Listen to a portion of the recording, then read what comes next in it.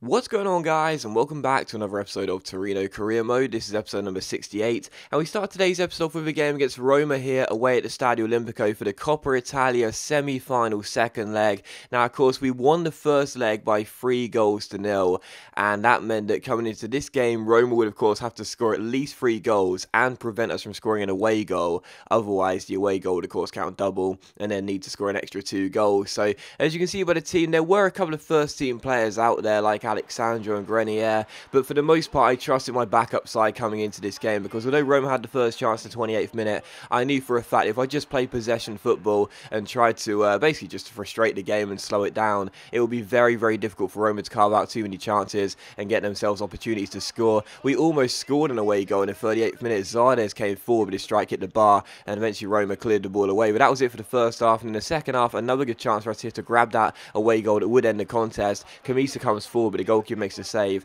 and eventually Roma scrambled the ball away. But for a team that needs to score 3 goals and prevent us from scoring, well, they didn't really look capable of doing either. You know, they weren't coming forward enough times, they weren't looking threatening enough times, and at the back they weren't defending well at all. And as Alexandro turns his man here, he drills in across. The Roma defender tries to clear it, but for some reason takes a touch right next to his own goal line. Poloski steals in and taps the ball into the open goal to make it Roma 0, Torino 1 with 25 minutes to go, and that ends the contest now. Because of that away goal, Roma need to score 5 goals in these 25 minutes, which of course isn't going to happen. And why on earth you take a touch there instead of just putting the ball behind for a corner or trying to clear it away, I do not know.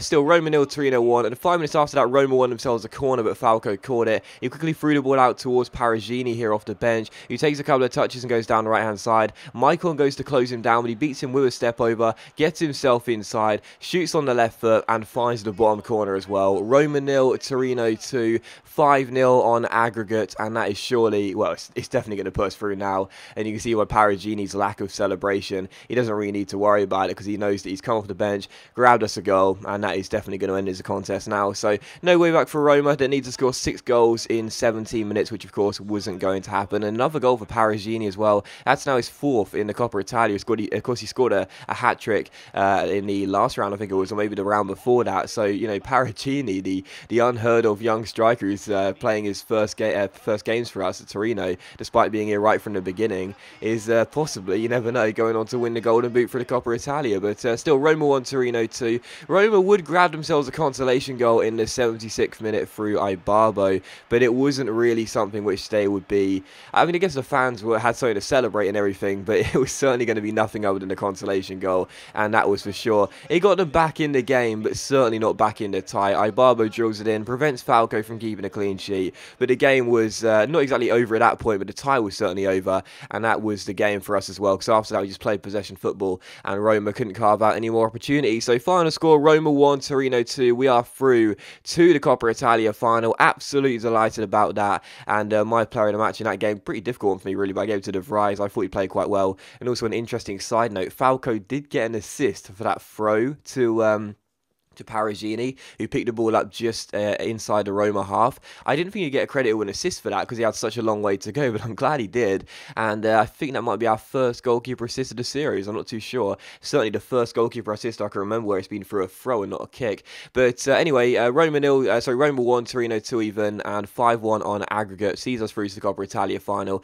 Well, we'll be taking on Genoa. Juventus got knocked out in the Coppa Italia semis on away goals. So a Genoa-Torino final, that's a surprise. I was thinking it would probably be after the first leg, a Torino Juventus final, but either way, we take it on Genoa in the final. That would be our first final with Torino, and hopefully we can pick up our 3rd trophy at the club. Of course, we've already won the Serie A and the Super Coppa as well. Still, we take on Parma in the Serie A, 42nd of 3 games in today's episode here as Parma come and take us on. So first place playing 19th place here, with fresh legs out there as well after being rested in the Coppa Italia in midweek. You'd certainly expect us to get the win in this game, but the first chance fell to us, but Danilo's shot went off target, and in the 14th minute a good chance for Immobile here, but the goalkeeper makes a brilliant save, and eventually Parma scrambled the ball away. So still goalless, but really good chances early on for us, but still 0-0. Hakan Çalhanoğlu then gets on the ball, Berber spins around his man and shoots from range, and it's not far off target from our Turkish midfielder, looking for his first long range goal of the second half of the season, but it was still 0-0. And in the 35th minute Hakan gets on the ball here, and he may not have scored a long range goal since the first half of the season, but this was an absolutely superb superb goal by Hakan. Absolutely wonderful from our Turkish midfielder. He collects the ball here and rainbow flicks over the Parma defender, who does nod it on and get a touch, but he can't get any control on it. Hakan steals in behind him and finesses the ball past the goalkeeper into the near post, who, let's be honest, shouldn't be beaten there. But either way, what a lovely goal it was. A really nice rainbow flick. Yeah, it could have been better. I mean, had the Parma player not got a touch on the ball, it would have looked better. Had it not been a sort of an easy near post save, which the goalkeeper didn't deal with, would have looked better. But either way, it was still a pretty nice goal from Hakan. Always nice to see a goal included with a rainbow flick in the skill moves. And it's Torino 1, Parma 0. In the 45th minute, I thought we should have had a penalty. Immobile got taken down by the goalkeeper, and the referee said nothing. I thought that was pretty harsh on us there. I thought it should have been a penalty, but it was still 1-0. And 5 minutes after the restart, a good chance for Parma to equalise here. Mariga gets on the ball here in the area, plays it inside. We failed to cut it out, and still Parma keep holding the ball, passing the ball around really nicely.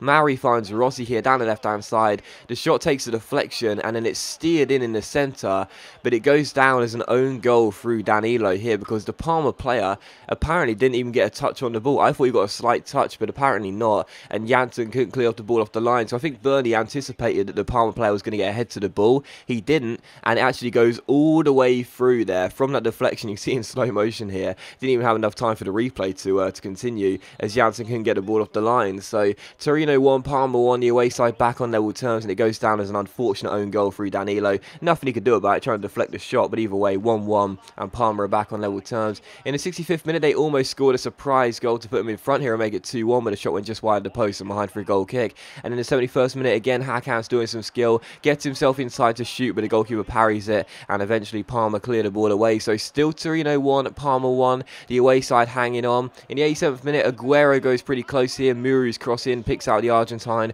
but his header goes just wide of the post and behind for a goal kick. And it was how the game would finish as well. Torino 1, Parma 1. Neither side looked happy with the point, and unfortunately for us, we failed to beat the side currently sitting in 19th place. So that was a really poor result right there, because, you know, they had more possession, we had more shots, yes, but at the end of the day, when you're top of the table, you're playing at home and taking on a side in 19th place, you know, one place above rock bottom, you've got to win. Like, you can't sit there and say, oh well, we got a point, it's better than nothing, we're still a few points ahead of Roma. No, you've got to win that game, man. So I was really frustrated about that game. We should have got the win, and sadly I just didn't play well enough. What can I say?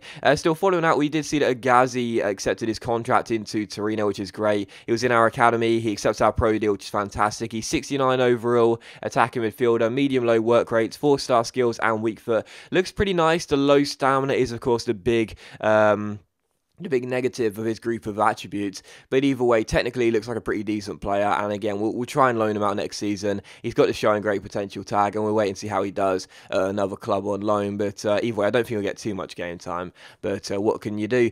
Still, we take on Borussia Dortmund for the third and final game of today's episode here in the Champions League round of 16, second leg. Now, of course, we won the first leg by 3-1, so coming into this game, we were in the driver's seat. However, if Dortmund scored a couple of goals, we would need to score as well, because due to the away goal ruling, they would be going through, and he'd have a great chance to make it 1-0 just 5 minutes in. De Vrij takes down Jackson Martinez in the area, and the referee gives a penalty as he runs into the Colombian here. It wasn't intention, obviously, just a coming together of bodies, but it's still a penalty and the right decision. So Jackson Martinez goes down, and a penalty to Dortmund. What a chance to open the scoring, and the responsibility is going to fall with Marco Reus, who we could have signed in January. What a big moment this could be for Reus against Torino, but he ends up hitting the post. It hits Bernie, and before the ball crosses the line, he picks it up, and it's still goalless. So Marco Reus, who could have joined Torino in January, misses the penalty to give his side momentum and make it Dortmund 1, Torino 0, and just be a goal away from going through